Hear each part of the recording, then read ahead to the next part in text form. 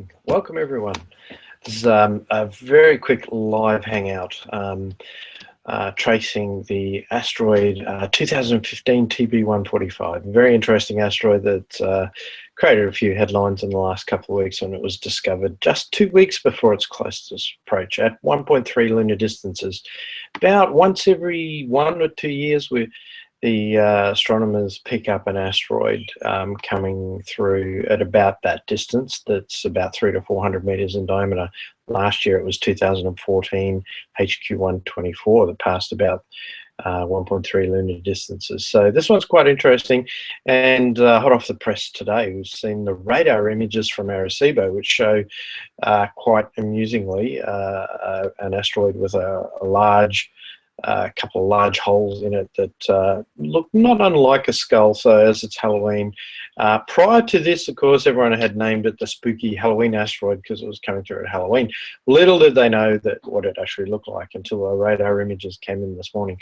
So anyway, we've got a live session right now that we're going to have a look at. So I won't beat up the introduction any further. No special guests tonight because we're very pessimistic about what the weather was going to be like. So we didn't have anything pre-planned, or not a great deal of things pre-planned. So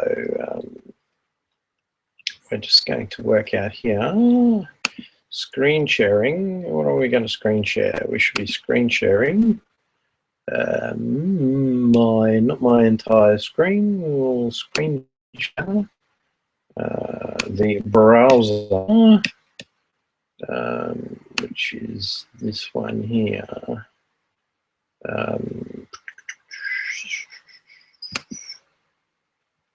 Okay, we've just finished the run here by the look of it. We had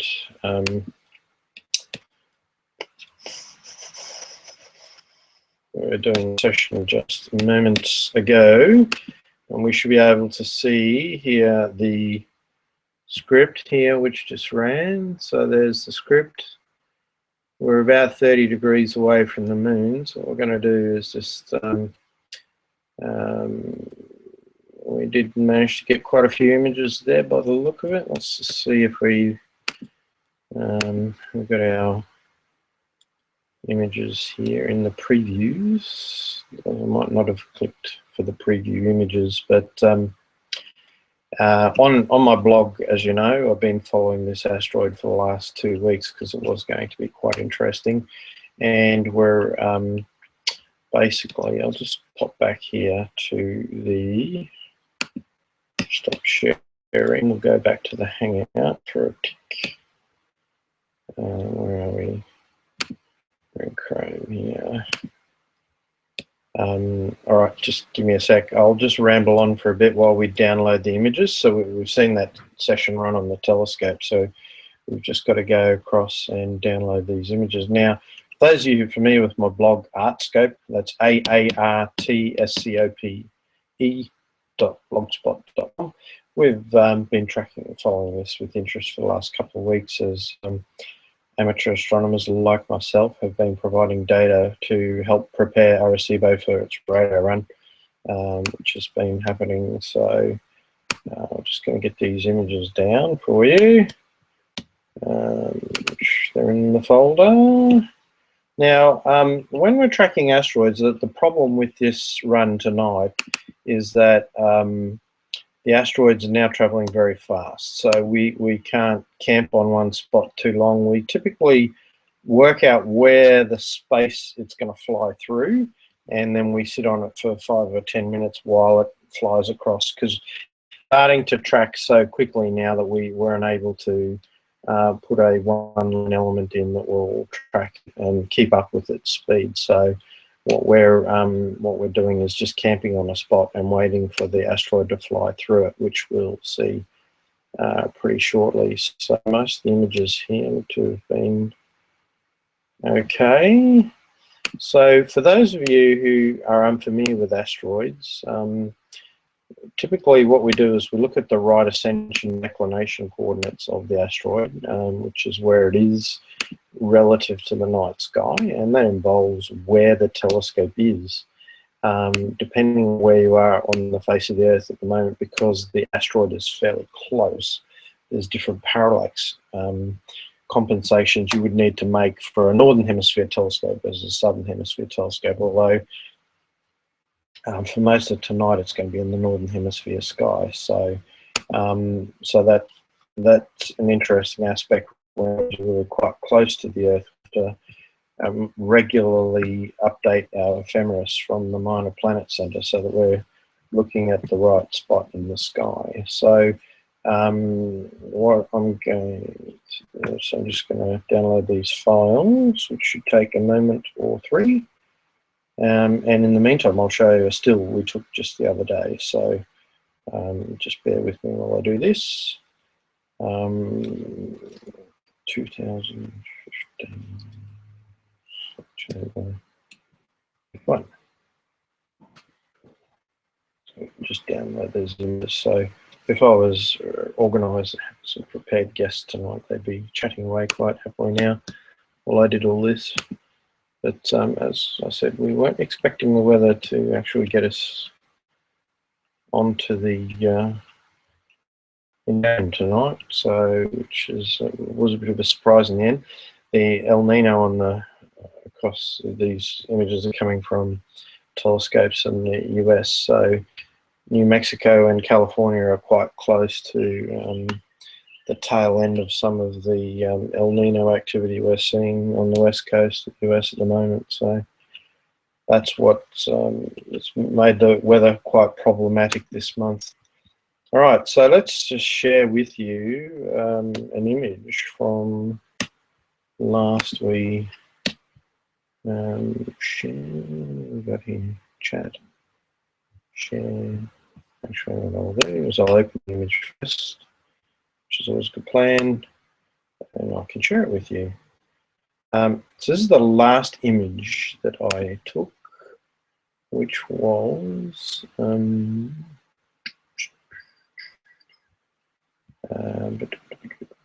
where is it? 27th. We've had a bit of trouble with the weather, so the images haven't been. I haven't had as many images as I would have liked, but this is probably one of the best images taken so far that I've seen, at least, and I'll share that with you. So in what you're looking at here is an image taken with this was taken on my telescope in New Mexico, and you can see the asteroid here in the middle. This was taken on the evening of the 26th, so this is a couple of nights ago now, and what you're looking at here is a stack of 12 120-second images. So these are two-minute images that are stacked for the movement of the asteroid. So the asteroid's held still, and the background stars are trailing here. Now this is an inverse image, so we're making the sky light and the stars dark here, and that just helps us on the eyes. You can see a faint dust sort of halo here. And that was because the moon was only 30 degrees away, and it picked up a bit of a speck of off one of the mirrors, the secondary or the primary there, and it's made a little bit of a. Normally our darks and flats would remove anything like that from the image, but because the moon is so bright here, it's sort of overriding our flats a little bit, and that happens when you're very close to the full moon. So. But you can see the asteroid here. It was traveling at 1.1 arc seconds per minute at a position angle of 26.9, and that was taken from the New Mexico Observatory HO6. Now, the interesting thing is that right now, as of this very minute, what we've screen sharing present to everyone. Why does it have a secondary button there? All right, you are screen sharing. Now you can see the image. There we go. So yeah, so that's it there, the asteroid. and you can see the background stars trailing. So I'll just leave that up for a minute, because what we're looking at right now is how fast it's going at this moment. So at this moment, we know it's just coming up to 7 UT, or just past 17 past 7 universal time. It's traveling at 118 arc seconds per minute. So it's going 118 times faster than it is in that image there. So when we get these images down, you'll see that this is a 120-second image. So I'm using tonight a 5 or a 10-second image and a 30-second image. So you'll be able to see very distinctly different process here tonight, which will be quite amazing. So just let me do that. I'll leave you looking at that image for a second just to see how our download is going here. So we've got 3 minutes left. So we've got the images that I've got here, 117 megabytes. So it's got 3 minutes left to download. So we'll have some images straight off the scope for you, which is really quite exciting. So on my blog, each day or each couple of days, I've been updating it, and you can see it at Artscope, or if you just Google Astro Swanee, you'll find me, or at Twitter at Astro Swanee. There you'll get all the details there on my blog, and I've been doing updates every 2 or 3 days. Not as much as I'd like to because of the weather, as I said earlier, but no, we should have some good results. So for those of you who are just wanting to know what telescope we're using here, let me just pull up an image of my telescope for you, and I'll share that with you so you can see what we used the other night. This is the different telescope to what we used tonight. So this is me here. I'll just go back and we'll share. Stop sharing. Okay, let's share. Screen share. So this is the normal this is the telescope that we took the images on the 27th with.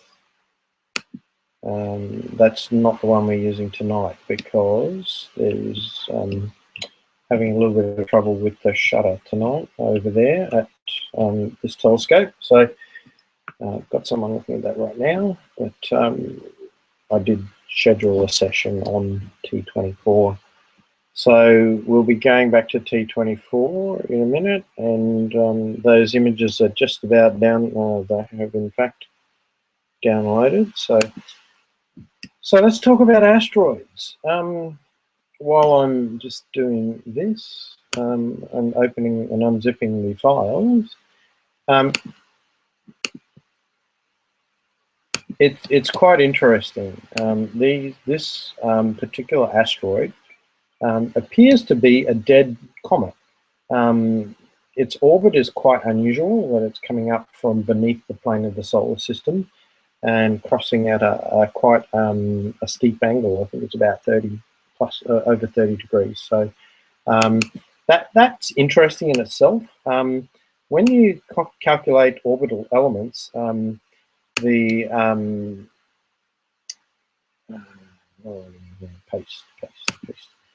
you calculate orbital elements, there's a parameter in a 3-body problem called the Tisserand parameter.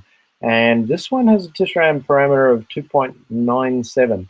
And I'm led to believe by those more knowledgeable than myself that in 3-body problems of this nature, that Tisserand of 3.0 or above is an asteroid, and if it's below 3, it's actually it could be a Jupiter family comet. So that's because of its eccentric orbit and the fact that it was thought it could have been a Jupiter family comet. This particular asteroid has been quite followed with interest, aside from the fact of its size and its close approach. So the radar observations today from Arecibo that NASA released in a press release this morning show that it's quite, it's very consistent with being a dead comet. There are a couple of collapsed areas there around the shape that kind of looks like a skull, which based on the work they're doing with the Rosetta and 67P, they're seeing collapsed areas on the comet where the jets come out that give all the volatile gases off into space. So consequently, there's a fair bit of evidence there based on what they're seeing, even in the radar images, that this is actually a dead comet and not your traditional asteroid per se. So we're just opening up our images now. We should have them any sec. So they're learning a fair few things about this this asteroid. So it was picked up, I think, by Pan-STARRS, I think about around the 10th of October. So it's only been 20 days since it was discovered. So the professional observatories and the amateurs have been following it for the last 2 to 3 weeks, improving its orbit so that the Arecibo radar could get a very good run on it. And that run, I think it got down to about 7 meters per pixel in its resolution. Beg your pardon, resolution. So, so that image is a link to the NASA press release on my blog as well. We'll show you that. It's quite interesting. So let's see, have we got anything? Just bear with me while I open this, and then I'll flip it over and share it with you live. So I use a program called Astrometrica. Astrometrica is a program that a lot of asteroid hunting amateur astronomers use. Some professionals as well use it. That basically compares the night sky and the star maps of the night sky with known catalogs, so that we can determine the position of asteroids, and we measure three positions of the asteroids, and then we report that data into the Minor Planet Center. So it's quite handy from that perspective. All right, so we'll open them all up. They're all 10-second images. Yeah, okay, that's good. Oops, that's good. Oh yes, we've got him. Now, bearing in mind this is very close to the full moon, and even at 10 seconds, it's. Let me just share this with you. I'm going to do something I don't normally do here. I'm going to share my whole desktop. Screen share. Where am I? Entire screen. I don't normally do this, but we'll share it anyway, because it quite often completely mucks up the screen and gives you a more of this loop of things. Hopefully you can still see that. I'm not sure. Oh yes, that's looking good. Let me just see if I can separate this out, because it's when you share the desktop, it screen share. Oh, hang on, I didn't scroll down far enough.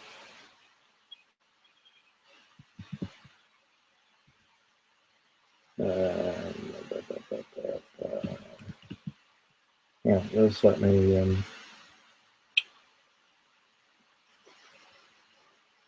That's probably working. Let me just try that again, and we'll have a go here and see. I think you can see that now. What you can see here, if this is working properly, because I'm not looping the Hangout back into the screen, you can see down here as we're downloading these images, you've got the asteroid moving quite rapidly. So this is 10 seconds. These are 10-second images, and you can see it's actually moving quite fast. So So this is pretty good. I'm happy with this, and it's gone in that one. Might be, oh, it's image number 1. Okay, yeah, that's right. So let's just go here.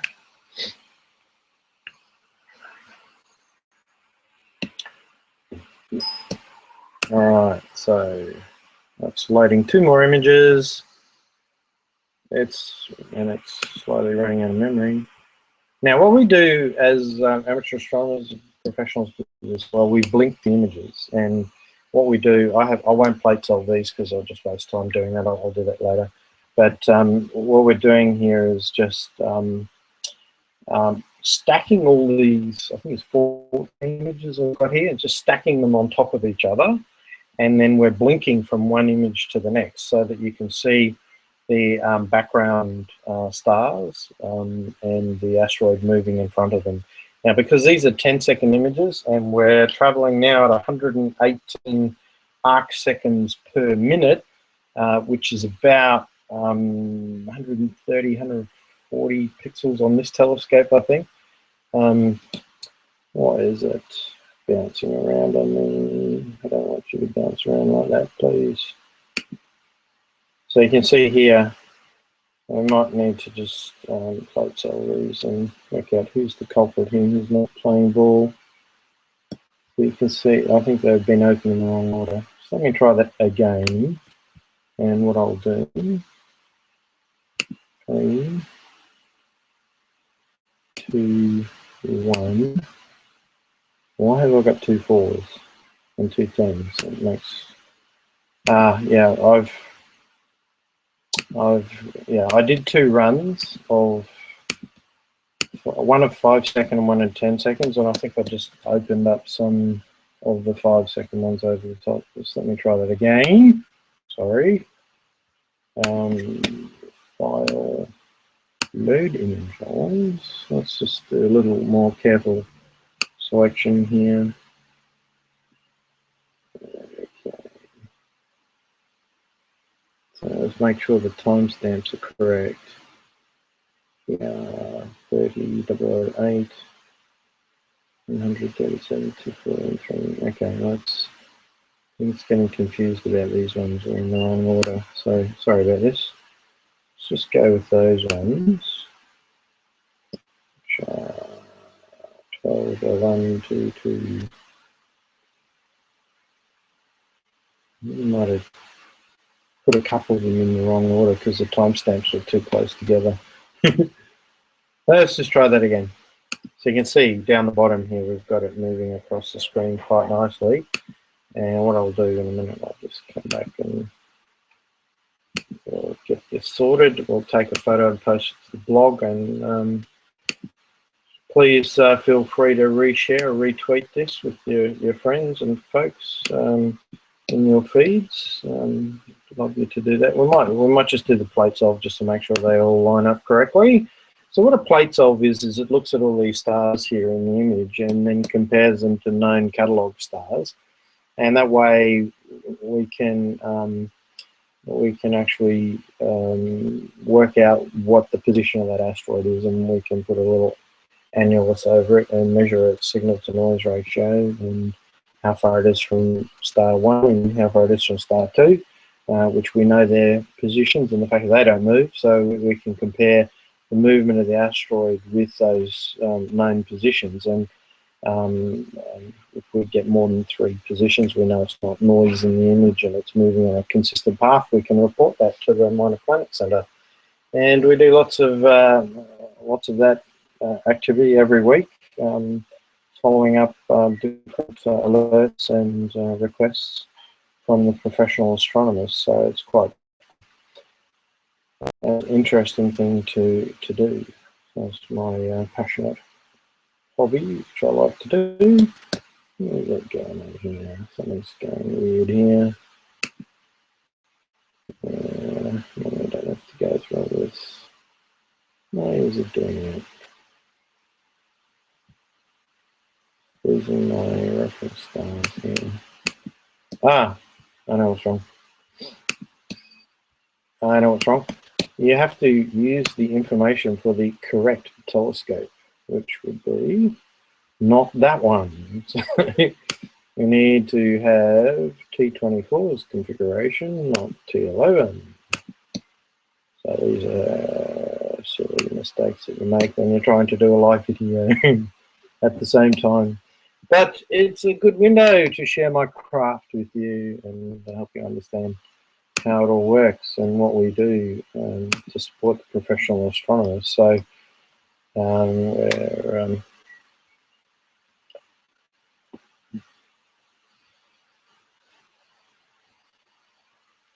so this will just take a minute or two. We should get the correct information this time.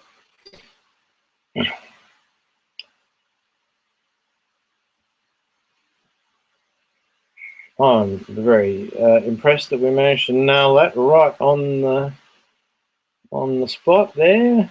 We've got some very nice images coming through here. Oh, wow.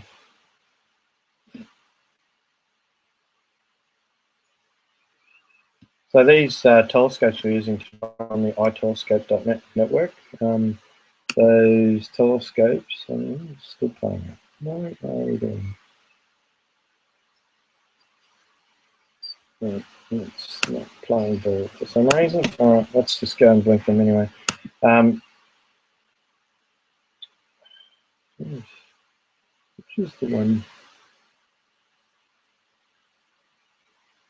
8 is the culprit. It must have had a bump on its drive.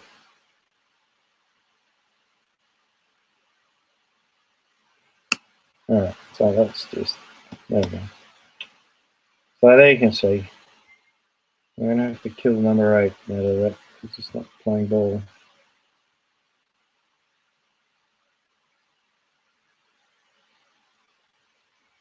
No, it must have picked up 8. Alright. Anyway, we've got some good data there. Let's just zoom in here so I can show you. So this is pretty live and unrehearsed, folks. So I mean, we're doing our best efforts here, and we can tidy this up and make it look neat later. But that's the Asteroid 2015 TB145. I've just got when I edit these up, and I'll put a nice video up later.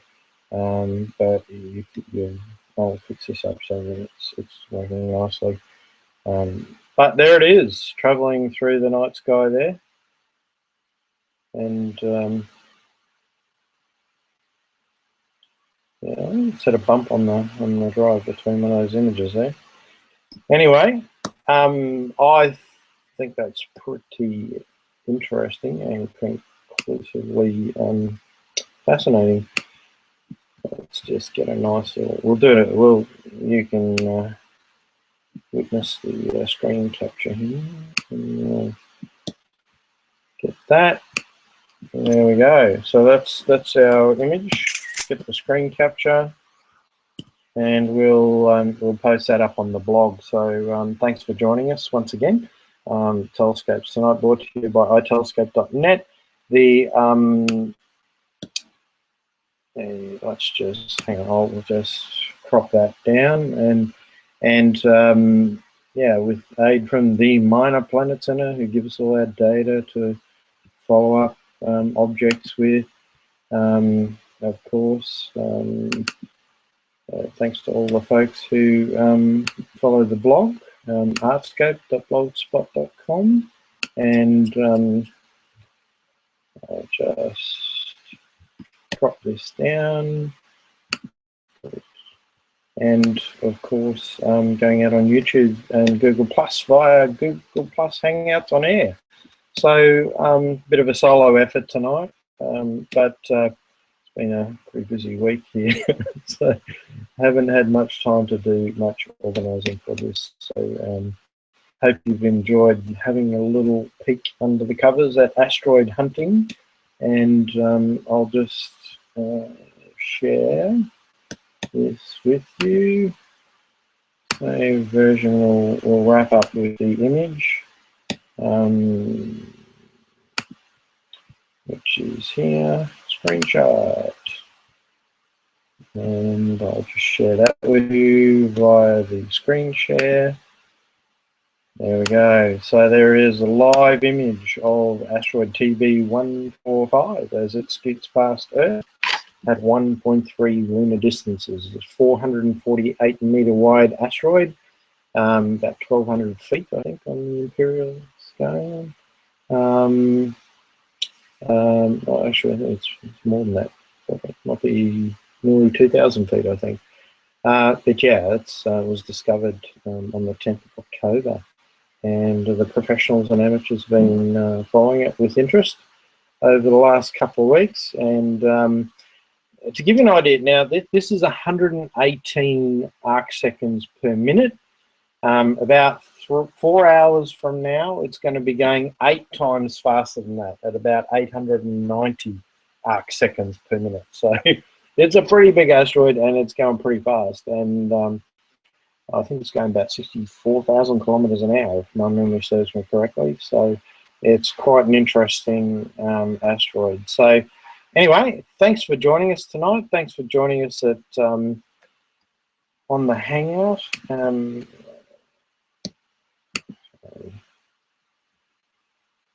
sharing. I wish Google keeps changing this tool. Every time I use it, it's different